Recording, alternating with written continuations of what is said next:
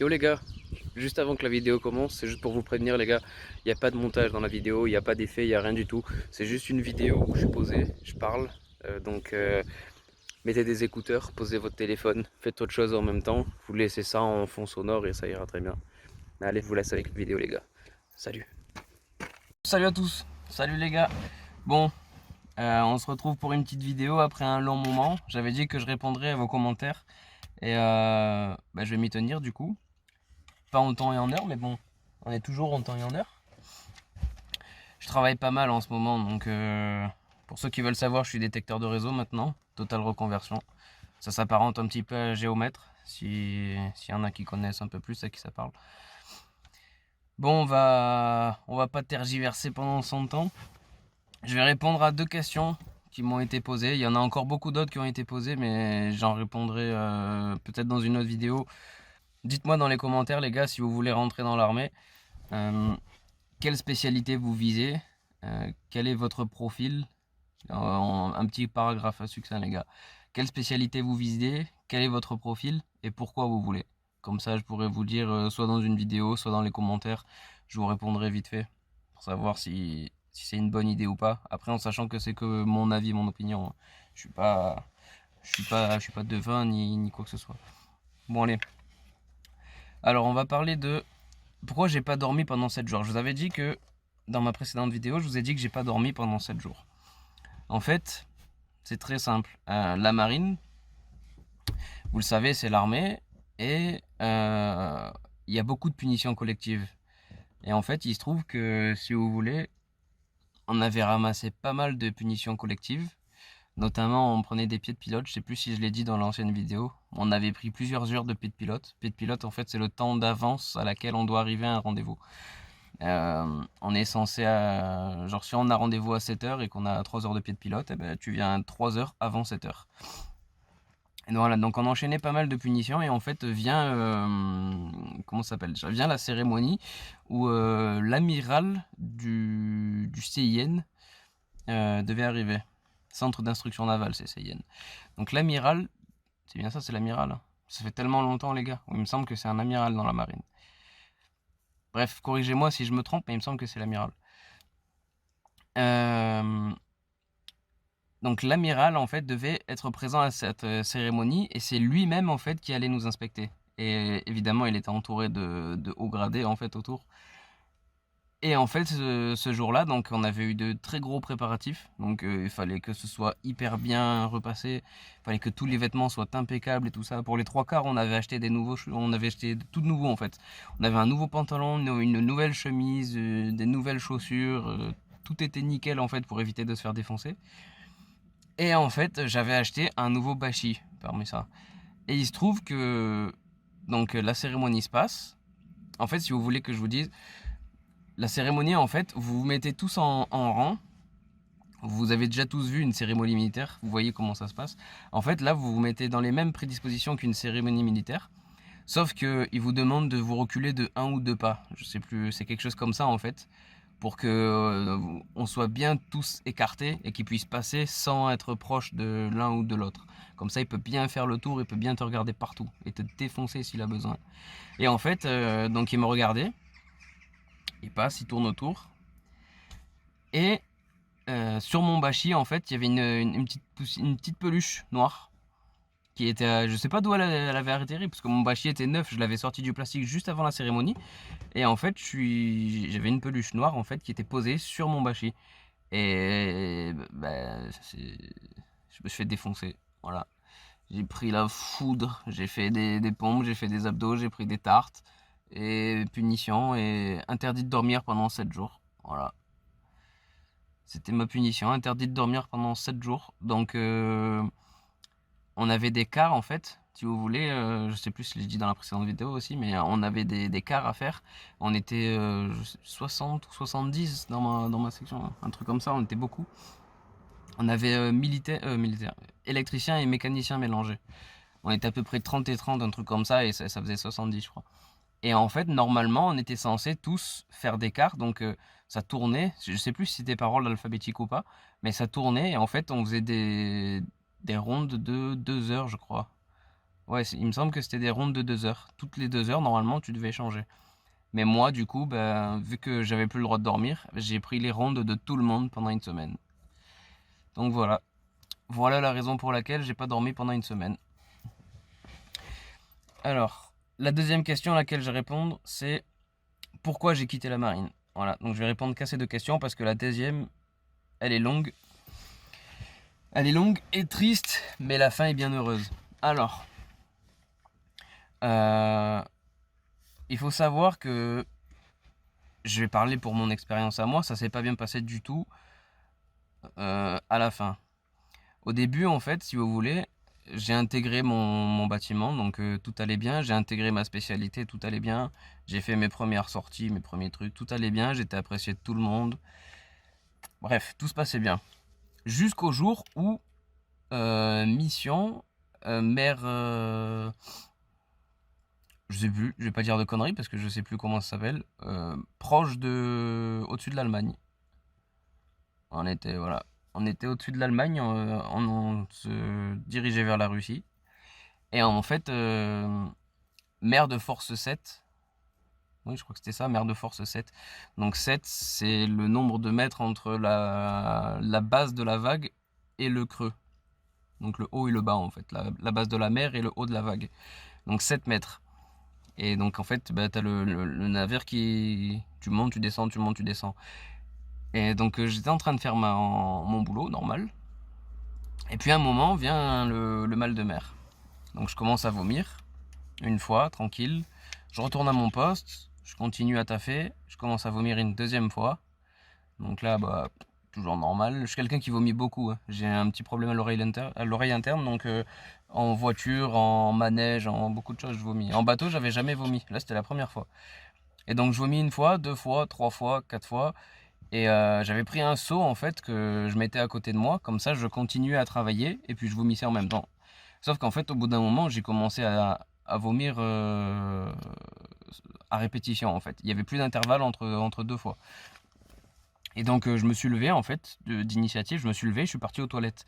Et en fait, aux toilettes, ben, je vomissais, je vomissais, je vomissais. Et en fait, j'en suis venu à tomber, à faire un coma, en fait. J'ai tellement vomi que je suis tombé dans les pommes.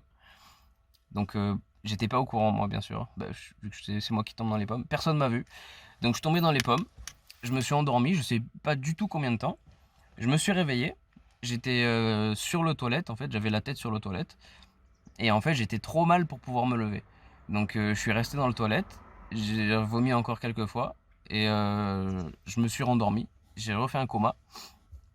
Je me suis réveillé au bout de quelques temps, je sais pas combien de temps encore. J'ai toujours pas été vu. Ni personne n'a rien dit sur le fait que je sois pas sur mon poste de travail. Et je me suis levé. Je suis allé sur mon poste de travail et je leur ai dit je suis désolé, je peux pas travailler. Je commence à avoir le mal de mer, je fais que vomir, je viens de faire 2 comas, je peux plus continuer comme ça. Et donc ils m'ont dit c'est pas grave, tu prends un saut, tu continues, on s'en fout, ça va passer, t'inquiète, ça arrive à tout le monde. Ok. Donc je continue, je reste, je travaille. Toujours des envies de vomir, toujours des envies de coma. Je tombe une fois, ils me disent oh, bon ok, tu commences à... Enfin, tu sers à rien là en fait, tu peux pas faire ton boulot correctement. Donc ça va être un de tes potes qui va prendre ta place, toi va te coucher et repose-toi, peut-être que ça va passer, tu reviendras après. Donc je vais dans mon lit, je me sangle, parce que force 7, donc ça bougeait dans tous les sens. Donc je me sangle, hop, au niveau au niveau du thorax et au niveau des jambes. Et en fait je continue à vomir dans le lit. Toujours des envies. J'avais pris un seau à côté, hein. Donc je continue à vomir. Évidemment, j'avais plus rien. Et donc ça faisait de plus en plus mal, c'est de plus en plus dur. Et ça s'arrêtait pas. Je continue, je continue, je continue. Et puis coma, coma, coma, coma. Je faisais plus que ça en fait. Je vomissais, coma, je vomissais, coma, je vomissais, coma. Je faisais que ça. Et en fait, au bout d'un moment, ils ont commencé à s'inquiéter. Et j'ai vu le doc. Et donc le doc, il m'a dit, en fait, je commençais à trop tirer sur mon estomac, en fait, avec les remontées, avec les envies de vomir, je commençais à trop tirer sur mon estomac, et du coup, je pouvais me faire un ulcère, donc un trou dans l'estomac. Et donc un trou dans l'estomac dit, j'ai oublié le mot, du sang à l'intérieur du corps. Si vous avez le mot, je l'ai pas tout de suite, vous me le mettez dans les commentaires, ça me revient pas là. C'est pas grave. Bref, je me serais retourné l'estomac, hémorragie interne. Pas besoin de le mettre dans les commentaires les gars, mais je vous remercie quand même. Hémorragie interne, voilà, j'aurais pu faire une hémorragie interne si j'avais l'estomac qui se serait retourné. Tiens, c'est mes collègues de l'armée. Et j'aurais pu mourir, donc il fallait arrêter ça. De plus, je faisais que des comas, donc je commençais à avoir un corps blanc. Et en fait, j'étais en hypoglycémie totale, puisque j'avais plus aucune nourriture dans mon corps, j'avais plus aucune force. Et donc je me suis retrouvé sur le lit à l'infirmerie, perfusé. Et j'avais mes amis qui venaient et qui m'apportaient de l'eau avec du sucre. Et en fait, aussitôt qu'ils me le mettaient dans la bouche, et ben, tout ressortait. Et ça a duré 2 semaines. Pendant 15 jours, en fait, j'étais perfusé à faire des comas. Et donc, ils avaient eu l'idée de me débarquer, mais on était au niveau de la Russie, donc c'était compliqué. Il y avait personne qui pouvait venir, personne d'autre en fait qui pouvait arriver et me débarquer sur un autre bâtiment pour me ramener. Il n'y avait pas de possibilité de faire venir un hélicoptère pour me faire partir. Donc ce qu'ils ont fait, c'est qu'ils ont continué à faire leur mission. Normalement ça devait durer 3 mois, mais en fait ils l'ont fait durer 1 mois, puis retour pour me déposer parce que j'allais claquer sur le bateau. Donc ils m'ont déposé. J'ai eu le mal de terre pendant 2 semaines, donc le même ressenti que sur le bateau avec la tempête, mais à terre. Donc ils m'ont débarqué. Ils m'ont dit il faut que soit que tu vois pour te faire opérer de l'oreille interne pour plus avoir le problème du mal de mer en fait, pour que tu puisses continuer à venir, ou alors tu vas voir un psychologue militaire et tu te fais déclarer inapte à la mer et puis tu te reconvertis dans quelque chose comme magasinier ou autre. Donc moi c'était parfait pour moi parce que je voulais être fusilier marin, donc moi je voulais faire ça. Donc j'ai pris un train, je suis rentré chez moi. J'ai pris des rendez-vous pour essayer déjà au début je suis resté tranquille parce qu'avec le mal de terre les gars c'était horrible. Donc après j'ai voulu prendre des rendez-vous avec des psychologues. Sauf que les rendez-vous, il y avait un petit délai pour pouvoir les faire, je pouvais pas les faire tout de suite. Et en fait, dans la semaine où je suis descendu, c'était juste quelques jours après, j'ai des gendarmes qui sont venus toquer à ma porte et qui m'ont déclaré en tant que déserteur, qui m'ont dit que donc ils m'avaient sorti le nom de mon bateau, commandant l'Herminier, voilà, et ils m'ont dit que j'avais été un déserteur et que je devais aller en prison, payer une énorme somme, une amende quoi. Et donc tout de suite moi je leur ai dit non quoi, je leur ai dit que j'avais été débarqué, patati patata, donc ils m'ont dit que c'était la procédure, qu'il fallait qu'ils fassent ça, qu'il fallait que je voie des gradés de là où j'étais pour pouvoir m'en sortir. Donc c'est ce que j'ai fait, j'ai téléphoné à la base, j'ai eu l'amiral de la base, je me souviens plus du tout, c'est la base de Brest, je me souviens plus le nom qu'elle porte. J'étais à Brest, donc j'ai eu un amiral de là-bas. Et en fait, ils m'ont demandé de remonter avant la fin de la semaine. Donc 48 heures j'avais 48 heures pour remonter, donc c'était avant de la fin de la semaine. J'avais 48 heures pour remonter et leur emmener une promesse d'embauche. Si je ramenais pas une promesse d'embauche, en fait, pour partir, j'allais être déclaré en tant que déserteur. Donc j'ai réussi à avoir une promesse d'embauche. J'avais un ami en fait, un collègue à mes beaux-parents qui était auto-entrepreneur. Donc il m'a fait une promesse d'embauche. Par contre, j'ai pas pu remonter en moins de 48 heures. Il y avait plus de train et plus d'avion. Donc j'ai pu remonter en moins de 72 heures mais pas 48. Je me suis fait décharger. Quand je suis arrivé là-bas parce qu'il fallait que j'arrive avant 48 heures et patati patata. J'avais payé un billet Air France, une blinde 270 €. J'avais payé le vol pour 3/4 d'heure ou 1 heure on mettait pour y aller. Je m'étais fait défoncer. Bref, j'arrive là-bas, ils me mettent au bureau et on commence à parler en fait de la désertion et tout ça. Et en fait, ils me disent non, t'inquiète pas, on a vu avec ton dossier, tu peux pas être considéré en tant que déserteur étant donné que tu as pas eu de fiche de débarquement. Voilà, donc quand ils m'ont débarqué, en fait, ils n'ont pas fait de fiche de débarquement, donc c'est un vice de procédure. Donc il peut pas y avoir désertion. Ma promesse d'embauche était valide. Donc je leur ai sorti ma promesse d'embauche, elle était valide. Ils m'avaient dit que si Je ne pouvais pas leur présenter une promesse d'embauche valide. Mon bateau avait transféré mon dossier pour partir sur un pétrolier ravitailleur au large de l'Iran pendant 6 mois. Voilà, donc vous imaginez un peu le délire. En fait, j'avais eu mon adjudant. Non, ça se dit pas adjudant. Adjudant, c'est gendarmerie. Adjudant-chef, ça y est, il me semble. Bon, corrigez-moi les gars, j'ai perdu les grades. J'ai fait 2 ans de gendarmerie après, donc je me souviens plus des grades de la marine. Il me semble que adjudant-chef, ça y est. Je me souviens plus. Bref. J'avais eu un de mes gradés au téléphone qui m'avait dit que j'étais un boulet pour le bateau. Je pouvais plus remonter sur un bateau comme ça. En fait, j'allais plus les ralentir et les pénaliser qu'apporter un bonus. Donc, ils ont décidé de transférer mon dossier. Donc moi, je leur avais dit que j'allais mourir si je partais sur un bateau. Déjà, j'ai failli mourir sur celui-ci. Je voulais pas retenter l'expérience sur un autre. Et donc, heureusement que j'avais eu cette promesse d'embauche là et qui m'a permis de quitter la marine. Donc ça a été compliqué, j'ai dû repasser des tests après, machin, et il a fallu rapporter des papiers, mais j'ai pu quitter la marine et c'est avec regret parce que moi j'aurais préféré être fusilier marin. Je me suis fait berner la première fois en étant électricien, enfin électromécanicien d'armes. Je me suis fait berner à ce moment-là. Il m'avait dit, je vais répondre à une autre question, les gars, c'était pas prévu, mais je vais répondre à une autre question de pourquoi j'ai pas été fusilier marin. Enfin, pourquoi j'ai pas pu.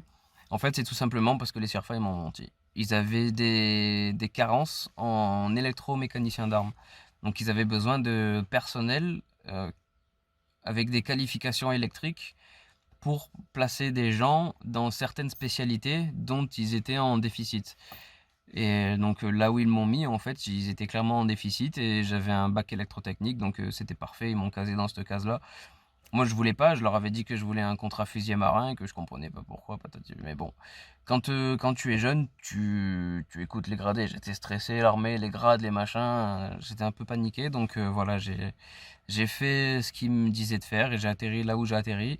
Et aujourd'hui, la vie m'a emmené là où je devais être aujourd'hui, en sachant que je vais changer de société encore. Il me reste 2 mois dans celle-ci et je vais changer de travail. Donc là, je le redis, je suis détecteur de réseau aujourd'hui. Donc c'est quasiment géomètre, presque. Et si ça vous intéresse de savoir quel sera mon prochain taf, comment j'ai fait pour changer d'activité, est-ce que ça fait peur de partir de l'armée? Est-ce que ça fait peur d'y entrer? Dites-le moi dans les commentaires, laissez un like si vous avez kiffé la vidéo. Et puis je vous dis ciao bye les gars et on se retrouvera dans une prochaine vidéo ou FAQ. Allez, salut les mecs.